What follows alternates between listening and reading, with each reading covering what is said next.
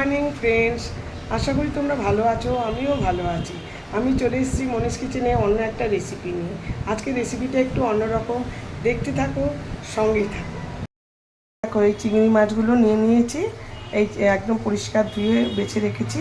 আর এখানে নিয়েছি, এইখানে সর্ষে আর কাঁচা লঙ্কা বেটেছি, আর নারকোল বাটা রেখেছি।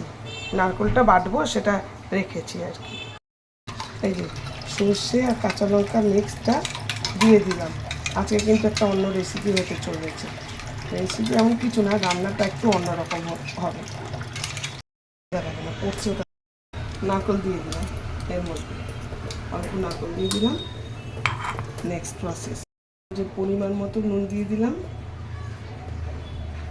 লঙ্কা বাটা আছে, তাও একটু লঙ্কার গুঁড়ো দিলাম। আর হলুদ গুঁড়ো দেবো, অত সামান্য হলুদ গুঁড়ো দিলাম।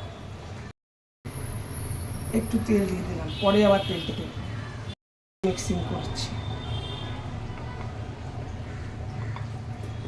বন্ধুরা দেখো, পুরোটা মাখা হয়ে গেছে। এইবার আমি একটা নারকেলের খোলা নিয়ে এসেছি। এই যে নারকেলের খোলার মধ্যে এই চিংড়ি মাছটা ভরবো। এটা খুব বড় নারকেলের খোলা না, সবটা হবে না, যতটা হবে এর মধ্যে দেব। এর মধ্যে একটু সর্ষের তেল দিয়ে দিলাম। সর্ষের তেল দিয়ে দিলাম, আর একটুখানি দিয়ে দিলাম। আশা করি তোমরা বুঝতে পারছো। খুব সুন্দর একটা রেসিপি। এবার এইটা দিয়ে ঢাকা দিয়ে দিলাম। এই যে এটা ভালো করে ঢাকা দিলাম। এদিকে আমি এই যে আটা দিয়ে পুরো মুখটা বন্ধ করে দেব।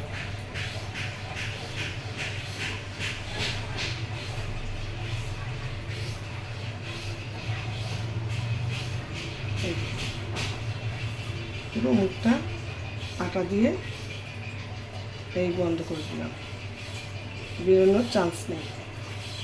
নেক্সট প্রসেস, এই যে গ্যাস জ্বালিয়ে এটা বসিয়ে দিলাম। মিডিল আছে, এটাকে এবারে বসিয়ে দেব। একদম কমিয়ে রাখি।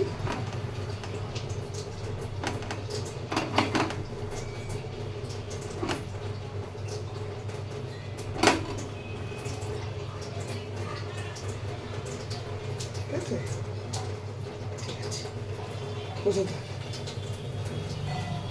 এটা এবারে হবে বেশ খানিকক্ষণ ধরে। এই যে বন্ধুরা দেখো, আমার এটা হয়ে গেছে।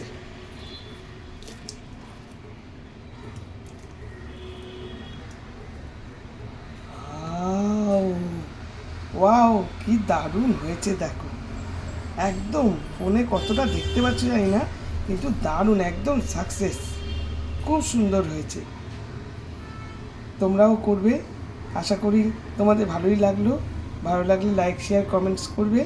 Thank you for watching.